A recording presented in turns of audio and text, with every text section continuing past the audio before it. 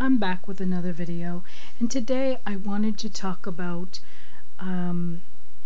resolving some of the situations when you're working on DMC Diamond Paintings. And basically, one of the situations that a lot of crafters will talk about is it's more difficult than compared to a regular diamond painting in following the symbols and matching up the colors and the symbols and stuff like that, and it looks more complicated. Now, I have to agree, just simplistically, yes, but you do get used to it, and it doesn't take long at all. It really works out just fine.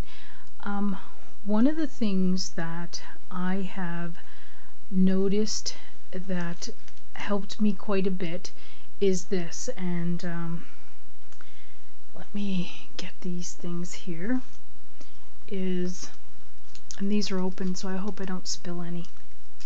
But when you get your packets, it is best to organize them just like you have on the legend here. And by the way, some people I had noticed had asked me, what is a legend? And this is what a legend is. It's your color codes.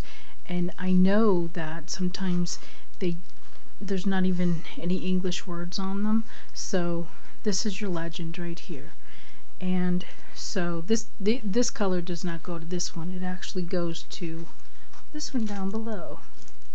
Okay, and that's another one I'm working on, and it's DMC as well. But anyhow, what you do is you organize your numbers, and it is much easier.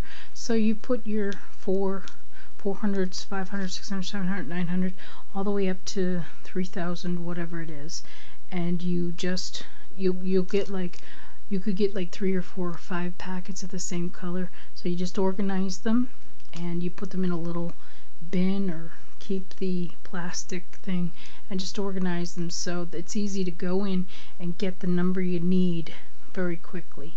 And then after you do that, you can either do it all at the same time or do it one at a time, like I do. Like when I pull out number 934, and then I know it goes to the letter L, I will immediately mark L on there, and then I have it ready.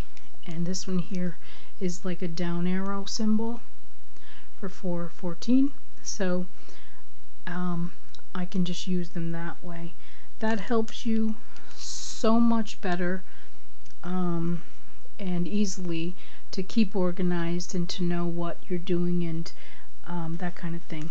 And since this one here I had started at the time, it is much better to work on these kind of row by row, and a little smaller area, like a square surface or rectangle surface at a time. And I kind of try to do big chunk areas like this and get them done, and so that's what I do. And what I do is, when you map out your area that you're going to work on for, say for instance you only have 20 minutes or you have an hour, you map out your area and you get all of the colors, you match them up that you need, pull them all out and set them up. And then what I've been doing is, so that it's easier for me, I have these leftover trays that I have done in the past, and I just keep them in a baggie. But as you can see, you can just pull out a whole bunch of them and lay them all out, and in each one you can put your separate colors in, and you put them up here out of your reach of where you're working. And with each one I just take this and I put it right in the tray. Okay, when I'm working on it, I dump out what I want in there, I work on it, and a lot of times I'll have it up here. We'll just pretend all of these have a color in them. to right now. But when I grab one and I work on it, I just put that there when I'm working on it, and then I will, when I'm done, I don't bother putting the rest of those in here because I know I'm going to be using them. So I just leave them in the tray. I stick it in there like that, put it in its spot, and then I grab the next color and go with it. And this way is, say for instance you missed one, you can just easily grab your stylus, grab one and put it right in. And it's so much easier, it's so much quicker, it helps a whole lot. So it helps a lot to, if you have these extra trays, to be able to do that and keep yourself organized. And being that the numbers right here and everything, it works great. There is also another help. Now some people, they cannot use styluses, so they use these tweezers, and I have not used tweezers yet. I do want to try it to see how I feel about it, but I have not used them yet. And I know that people who have carpal tunnel, they have indicated that using tweezers does not seem to bother their carpal tunnel the way these styluses do. So it's kind of up to yourself what you'd like to do. You have to try different methods. There's a whole bunch of other things. They even have a wheel that's out there, and that's for the larger areas, like say for instance all of this. If you have the wheel, you can put as many as you can and you just wheel it right across, and it's up to you. I have tried these. Now as you can see, this one here, it has a crimped edge on this side of it. They're just regular, if you recognize those tips. And then you put the wax, you load the wax in the bottom, and you can see this one here is larger than that one. It's almost double the size. And so I can't exactly, let me demonstrate it for you. Here, we'll just do it. I know I demonstrated this once before, but you shake them and you have to kind of line them up, so you got to push them together so you can use your this on this side, and you go right on top of them. This one here collects 4 at one time, and I didn't press down hard enough, I guess, on this side. So as you can see, they're all there, and then you would take this and put them in the right place on there. Now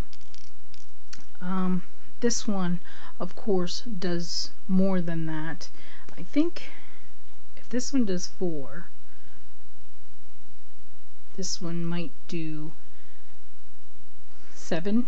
It could do 8, could possibly do 8, because it looks like it's double.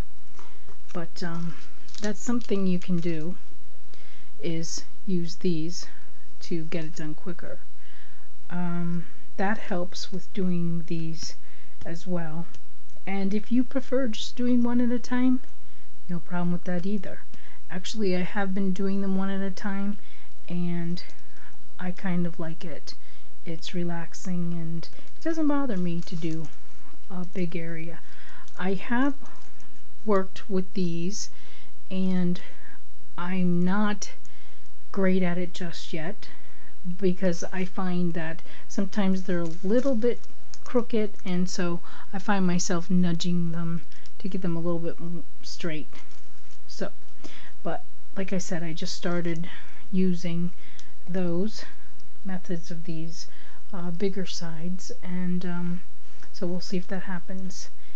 And there is something else that some people, crafters, they do as well, and I am getting a light board where you put the light, it's a flat light, and you put it underneath here. And let me see if I can just simulate with a light I have. maybe this will work. I don't want to blind anyone, so let me put it back here first. And so it kind of lights you up. It'll light it up so you can see your symbols and your, I don't know if you can see that very well, but it helps you to see your symbols. Let me get rid of the light, but you can still see it. But it is supposed to help you to be able to see it more clearly so you can match up your colors and stuff like that. But I actually, when I'm using it, I prefer more light on top. So I don't know, because I can see better with the light on top than coming from underneath. But I am going to try the other lighting system, the board light, and see if I like that. And that board light will not go to waste because I have many other hobbies and crafts and drawing and stuff like that that I could use it for, and it will never go to waste. And it was very cheap anyhow.